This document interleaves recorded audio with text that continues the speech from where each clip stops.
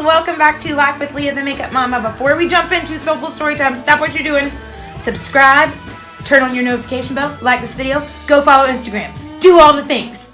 Okay, welcome back. So, where have I been? I found this quote that sort of explains some things that I was feeling. It reads as follows: creatives that haven't created anything for a while because you've been focusing on your mental health, I still see you. I'm so proud of you, and I can't wait to see your next project whenever you're good and ready to take it on. Your pace is perfect, and it's the perfect pace for you. No rush. Look, Instagram. Someone that I follow in the makeup world actually posted that, someone that I really respect and look up to. So that to me was huge. And to be honest, that's where I've been. I'm a creative person who is painfully creative.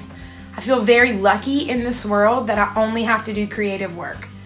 I have worked very hard to have that privilege to only have to do creative work. I teach music lessons, I make music, and I do makeup artistry for a living. I'm so lucky. But being creative, sometimes that means that I feel things a little bit deeper, and it means that like the stamina of it sometimes has to be put on hold for my mental health. Everything that I do for me that's creative is me sharing part of my heart and my soul and my story with you. I'm laying it all out there, and I'm doing it in these beautiful creative ways, but sometimes it's painful and it hurts, and sometimes when I'm in my junk, I have a hard time tapping back into that creative process. I get really blocked up. In being a creative person, I have just naturally ebbed and flowed through creativity throughout my life. I've written music now for about 20 years, and I will go through major dry spells. I mean, years of not creating any music. It's been like that with art projects, paintings, drawings, even makeup projects and ideas. I can tend to get in my own head. Insecurity plays a big part, and doubt. When I feel like I'm stepping on people's toes, or I'm gonna make somebody upset with me because of what I'm doing, that I'm just expressing myself, I have a tendency to hold back. Those are things that have affected my creative process that I'm not okay with. But I also want to talk to you a little bit about mental health and giving yourself space and room to not have to engage in this world of social media. Especially as a creative person, it's so easy to get burnt out. We get burnt out visually with all the things that we see. We get burnt out from feeling like we have to compete and keep up. We get burnt out from just trying to create beautiful work and put that out into the world. Whatever that is, I see you. I'm with you. If you need to take time, if you need to process through some of that burnout, if you need to have a season of rest, if you're blocked up, don't think that you're just not a creative anymore. Don't think that it's over. Give yourself permission in the process. It's gonna ebb and flow. Sometimes the best work comes out of a season of dry, and then you go through something, and then you create amazing, beautiful things. I recently heard a really good word that said about 50% of the world not gonna like you, not gonna think that what you're doing is cool. They're gonna actually even sometimes hate it. The other 50% of the world is gonna be so here for it. They're gonna love it. It's gonna be exactly what they needed. So if you inside of you believe in yourself, if you feel compelled to share your story or to put yourself out there, or even just create beautiful work and put it on the internet, then do it. Do it. For me, I have always felt compelled to be a storyteller. I just said I've been writing songs for 20 years. What's a song? All a song is, according to Emmylou Harris, I'm pretty sure, is 4 chords and the truth. So all that it is telling a story. It's so natural within me to constantly be telling a story. It's a creative medium that I've always loved that naturally occurs whether I want it to or not, whether I am actively trying to make it happen or not. I'm a storyteller.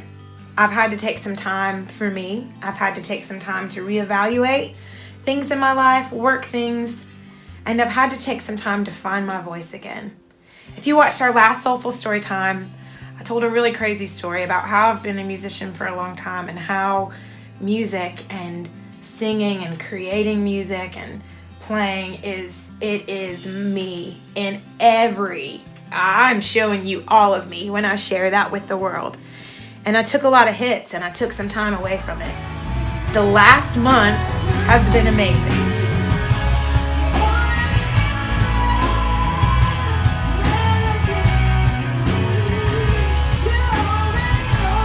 So over the last few months, a couple of my buddies and I and my husband, my brother, my husband, a couple of our really good buddies, decided just to start making music again, just to start playing gigs out there. We got a really cool gig at a local brewery, and we had the time of our life. We played covers that we've always wanted to do. We got to do some really amazing original stuff that we actually got to think out arrangements and have like a full band and see what that sounded like. So we just had the time of our life, and it meant the world to me. So I guess this whole video is to give you permission that if you need time, take time.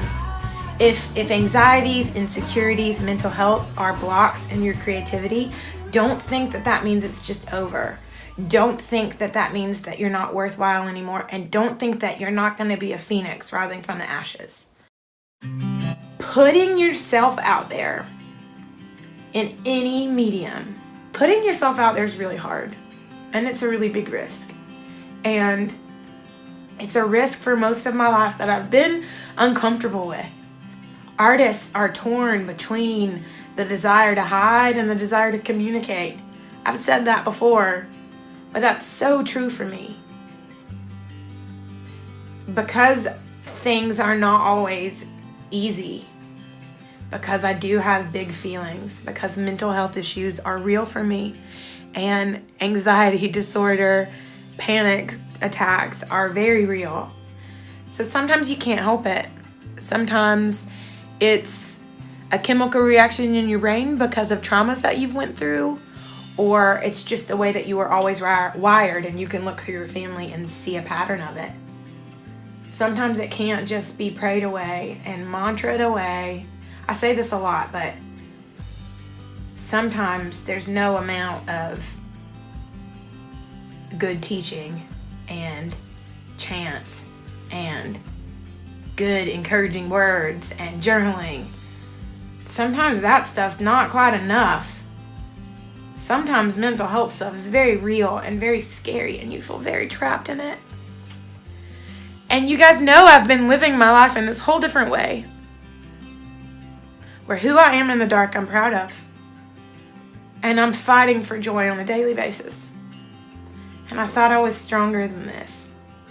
I thought that I had made it through all these hurdles and I wouldn't get so down again. It's a lot more fragile than I thought it was.